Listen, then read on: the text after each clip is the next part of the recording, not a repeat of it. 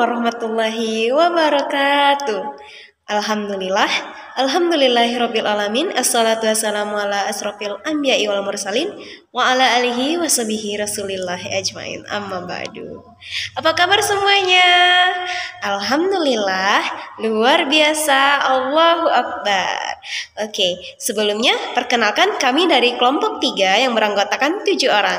Saya sendiri Sahra Nuraini, NIM 19531156, dan rekan-rekan saya ada Riswandi, Sugita Sari, Salsafela Melanda, Tari Ayu Afrianti, Suaidah Sridewi, dan Suci Wulandari.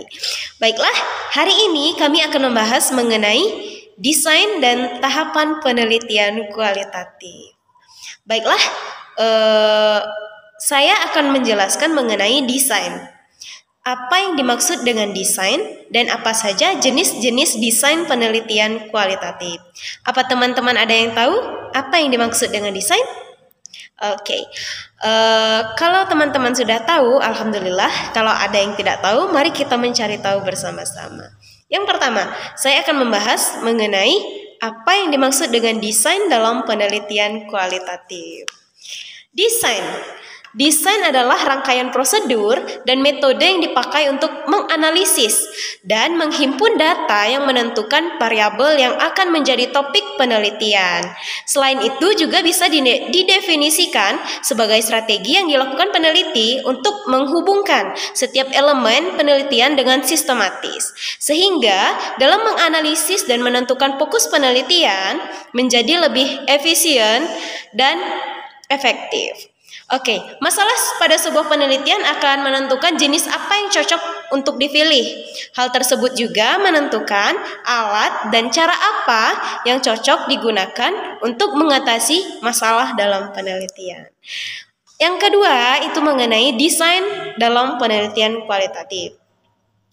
Desain dalam penelitian kualitatif itu terdiri dari 8 macam desain. Yang pertama, etnografi. Yang kedua, studi kasus. Yang ketiga, studi dokumen atau studi teks. Yang keempat, observasi alami. Dan yang kelima, wawancara terpusat. Yang keenam, fenomenologi. Yang ketujuh, grounded theory. Dan yang kedelapan, studi sejarah. Baiklah, saya di sini akan menjelaskan hanya 2 desain. Desain yang pertama dan yang kedua yaitu desain etnografi dan studi kasus. Pertama, desain etnografi. Apa sih yang dimaksud dengan desain etnografi? Etnografi atau etnografi adalah studi yang sangat mendalam tentang perilaku yang terjadi secara alami di sebuah budaya atau sebuah kelompok sosial tertentu untuk memahami sebuah budaya tertentu dari sisi pandang pelakunya. Para ahli menyebutnya sebagai penelitian lapangan karena memang dilaksanakan di lapangan dalam latar alami. Peneliti mengamati perilaku seseorang atau kelompok sebagai apa adanya. Data diperoleh dari observasi sangat mendalam sehingga memerlukan waktu berlama-lama di lapangan. Wawancara dengan anggota kelompok budaya secara mendalam, mempelajari dokumen atau artefak secara jeli. Tidak seperti jenis penelitian kualitatif yang lain di mana lazimnya atau data dianalisis setelah selesai mengumpulkan data di lapangan. Data penelitian etnografi dianalisis di lapangan sesuai dengan konteks atau situasi yang terjadi pada saat data dikumpulkan. Penelitian etnografi juga bersifat antropologis, di mana karena akar-akar metodologinya dari antropologi. Para ahli pendidikan bisa menggunakan etnografi untuk meneliti tentang pendidikan di sekolah-sekolah pinggiran atau sekolah-sekolah di tengah kota. Dan yang kedua, penjelasan mengenai penelitian desain studi kasus atau case studies. Case studies atau studi kasus merupakan penelitian yang mendalami tentang individu, satu kelompok atau satu organisasi, satu program kegiatan dan sebagainya dalam waktu tertentu. Tujuannya untuk memperoleh deskripsi yang utuh dan mendalam dari sebuah intensitas. Studi kasus menghasilkan data untuk selanjutnya dianalisis untuk menghasilkan teori, sebagaimana prosedur perolehan data penelitian kualitatif. Data studi kasus diperoleh dari wawancara, observasi, dan arsip. Studi kasus bisa dipakai untuk meneliti sekolah di tengah-tengah kota di mana para siswanya mencapai prestasi akademik yang luar biasa. Itu penjelasan dari saya mengenai desain penelitian dalam penelitian kualitatif, desain antropologi dan studi kasus atau case studies. Terima kasih. Selanjutnya akan dijelaskan oleh rekan-rekan saya. Bismillahirrahmanirrahim. Assalamualaikum warahmatullahi wabarakatuh. Saya Rizwandi di sini akan menjelaskan tentang studi dokumen. Studi dokumen merupakan kajian yang menitik beratkan pada analisis atau interpretasi bahan tertulis berdasarkan konteksnya. Bahan bisa berupa catatan yang terpublikasikan, buku teks, surat kabar, majalah, surat-surat, film, catatan harian, naskah, dan sejenisnya. Untuk memperoleh kredibilitas yang tinggi, peneliti dokumen harus yakin bahwa naskah-naskah itu otentik. Materi selanjutnya yaitu tentang observasi alami. Pengertian metode observasi naturalistik atau observasi alami yaitu sebuah jenis observasi yang dilakukan secara alami. Artinya, peneliti berada di luar objek yang sedang diteliti dan tidak menempatkan dirinya sebagai subjek yang melakukan penelitian. Tujuan observasi naturalistik yaitu setiap metode penelitian memiliki tujuan tertentu yang bisa menjadi bahan pertimbangan mengapa metode tersebut yang dipilih. Oleh karena itu, metode observasi ini menggunakan subjek yang apa adanya dalam setting yang alamiah, maka hasil yang didapatkan pun akan alami. Tujuan dari penelitian naturalistik ini adalah untuk bisa mengetahui aktualitas dan realitas sosial, serta persepsi manusia melalui pengakuan mereka terhadap suatu hal yang mungkin tidak bisa mereka ungkapkan melalui pengukuran formal atau penelitian yang terencana. Oleh karena itu, metode observasi ini sangat baik untuk memahami gejala sosial yang sedang terjadi. Beberapa hal yang menjadi pertimbangan untuk menggunakan observasi ini. Yang pertama yaitu metode ini baik digunakan jika inquiry atau pengetahuan peneliti tentang hal yang diteliti masih kurang mumpuni atau kurang memadai. 2. Tidak ada hipotesis atau variabel yang paling relevan untuk penelitian. 3. Jika variabel yang perlu dikaji ada yang memiliki konteks natural. Bismillahirrahmanirrahim. Baiklah, saya Salsa Vela Meilanda, NIM 19531157. Di sini saya akan melanjutkan penjelasan dari Saudari Sukitasari, yaitu tentang materi wawancara terpusat. Wawancara adalah proses memperoleh keterangan untuk tujuan penelitian dengan cara tanya jawab sambil bertatap muka antara si peneliti dengan objek penelitian. Dalam melakukan penelitian kualitatif, membuat penulis tertarik dalam membuat rasa ingin tahu untuk lebih mengenal jenis penelitian kualitatif. Wawancara terpusat karena itu, penulis mengambil judul wawancara terpusat. Menurut Profesor Mujia Raharjo mengklarifikasikan wawancara terpusat sebagai salah satu ragam penelitian kualitatif. Penelitian ini dimaksudkan untuk menjawab pertanyaan yang sudah didesain untuk mengetahui respon subjek atas isu tertentu. Tidak seperti kuesioner yang pilihan jawabannya sudah tersedia. Penelitian ini memberikan kebebasan kepada subjek untuk menjawab pertanyaan sesuai dengan maksud mereka. Dengan pertanyaan yang tidak terstruktur dan terbuka, penelitian ini sangat fleksibel untuk memperoleh respon yang terjadi. Pendapat para ahli lainnya menyatakan bahwa wawancara ini merupakan salah satu instrumen penelitian kualitatif atau alat pengumpulan data utama. Kemudian fenomenologi. Fenomenologi merupakan studi interpretatif yang bersifat apa adanya tentang pengalaman manusia, yang bertujuan untuk memahami dan menggambarkan situasi manusia, peristiwa dan pengalaman sebagai salah satu yang muncul dan hadir sehari-hari. Pendekatan fenomenologi merupakan sebagai salah satu cara pembaruan untuk memandang hubungan manusia dan lingkungan, serta mempelajari kaitan hubungannya. Tentang besar dalam pendekatan fenomenologi, yaitu penggambaran hubungan yang erat antara manusia dengan dunia, yang saling terkait dengan subjek-objek formal, untuk memahami hubungan antara manusia dengan dunia. Ada beberapa ciri pokok fenomenologi yang dilakukan oleh peneliti fenomenologis menurut Moleom, yaitu 1. Memperhatikan pada kenyataan yang ada. Dalam hal ini, kesadaran tentang suatu benda secara jelas. 2. Memahami arti peristiwa atau kejadian yang terjadi dan berkaitan dengan orang-orang yang berada dalam situasi-situasi tertentu. Yang ketiga, memulai dengan diam, kemudian dilanjutkan dengan pendeskripsian secara jelas fenomena yang dialami oleh secara langsung. Secara disiplin keilmuan, fenomenologi mempelajari tatanan atau struktur pengalaman dan kesadaran seseorang. Secara harfiah, fenomenologi diartikan sebagai sebuah studi yang mempelajari fenomena, seperti penampakan, segala hal yang muncul dalam pengalaman kita.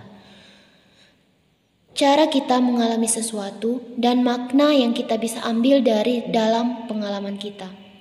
Fokus penelitian fenomenologi tidak hanya sekedar fenomena yang dialami, akan tetapi terfokus pada pengalaman sadar dari sudut pandang orang pertama atau mengalami suatu secara langsung.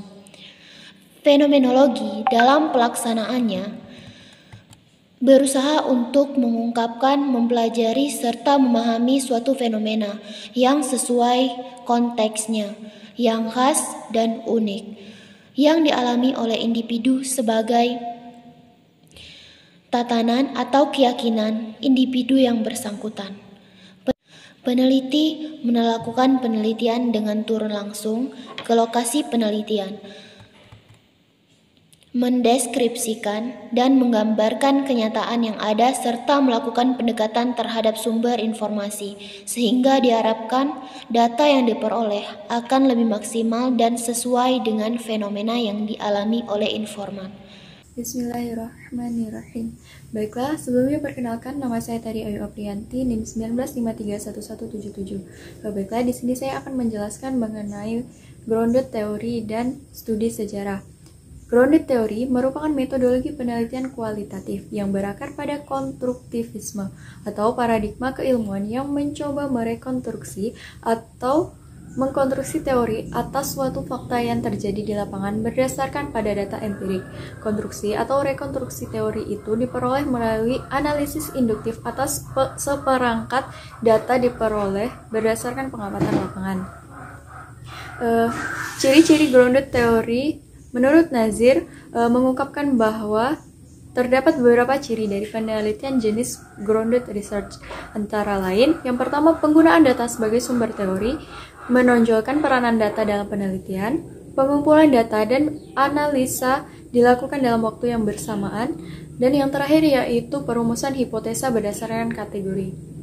Adapun langkah-langkah dalam grounded research yaitu yang pertama, merumuskan masalah penelitian, yang kedua, analisis data, yang ketiga, melakukan penjaringan data, yang keempat, penyusunan teori, yang kelima, validasi teori, dan yang terakhir yaitu penulisan laporan penelitian.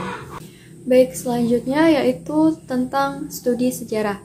Secara umum, penelitian sejarah adalah riset yang berupaya untuk mempelajari, memahami, dan menafsirkan peristiwa masa lalu dengan tujuan untuk mencapai wawasan atau kesimpulan tentang orang atau kejadian masa lalu.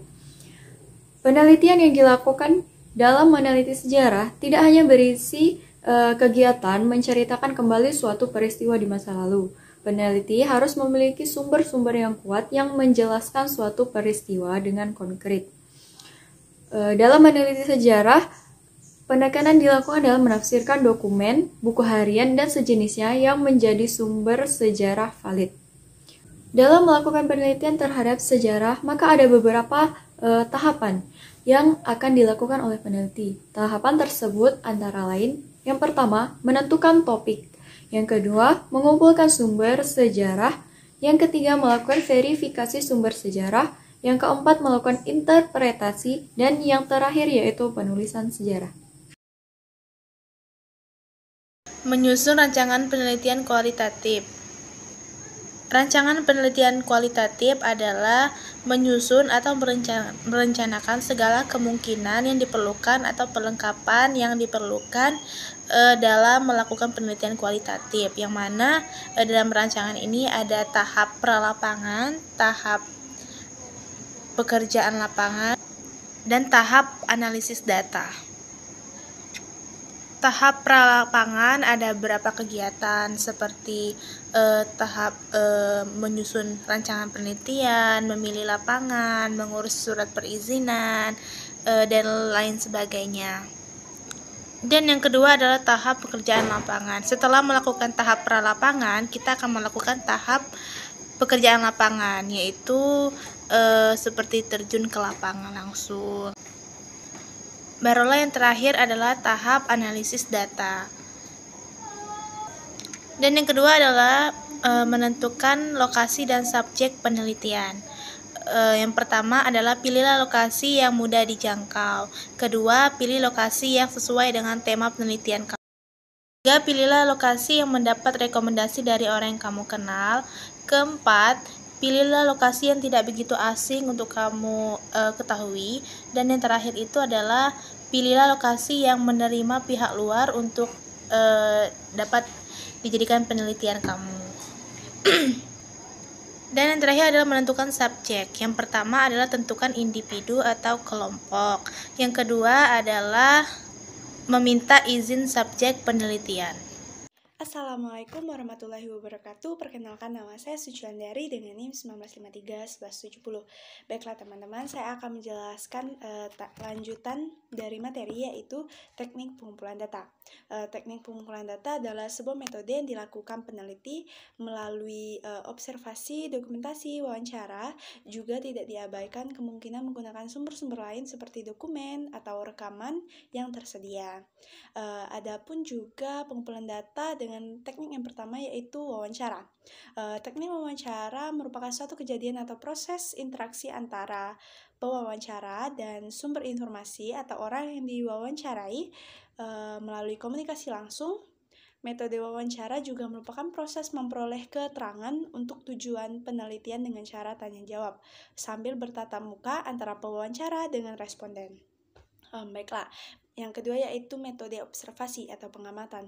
Metode observasi adalah bagian dalam pengumpulan data. Observasi berarti pengumpulan data langsung dari lapangan dan suatu proses yang didahului dengan pengamatan, kemudian mencatatnya yang bersifat sistematis, logis, objektif, dan rasional. Yang ketiga yaitu dokumentasi. Selain adanya wawancara dan observasi, informasi juga dapat diperoleh lewat fakta yang tersimpan dalam bentuk surat, catatan, harian, atau arsip, bahkan foto. Jadi dokumentasi lebih cenderung ke langsung bagian surat ataupun foto yang digunakan. Selanjutnya yaitu teknik analisis data. Analisis data adalah proses mencari dan menyusun secara sistematis data hasil wawancara, observasi, dan dokumentasi tadinya. Maka data dan memilih mana yang penting serta mana yang perlu dipelajari dan juga membuat kesimpulan yang mudah dipahami. Langkah-langkahnya yaitu yang pertama reduksi data. Reduksi data merupakan penyederhanaan yang dilakukan melalui seleksi, pemfokusan, keabsahan data, dan informasi yang bermakna sehingga membenarkan penarikan kesimpulan. Adapun penyajian datanya yaitu digunakan pada data kualitatif, yaitu bentuk naratif. Penyajian datanya berupa informasi yang tersusun secara sistematis dan mudah dipahami. Yang terakhir yaitu simpulan. Simpulan penelitian adalah pernyataan singkat tentang hasil analisis deskripsi yang pembahasan pembuatan hasil pengetesan hipotesis yang telah dilakukan pada bab-bab sebelumnya. Jadi kesimpulan berisi jawaban atas pertanyaan yang diajukan pada bagian rumusan masalah. Keseluruhan jawaban hanya terfokus pada ruang lingkup pertanyaan dan jumlah jawaban yang disesuaikan dengan jumlah rumusan masalah yang diajukan. Baiklah, itu saja yang dapat saya jelaskan. Jika ada kesalahan kata, saya mohon maaf. Terima kasih. Wassalamualaikum warahmatullahi wabarakatuh.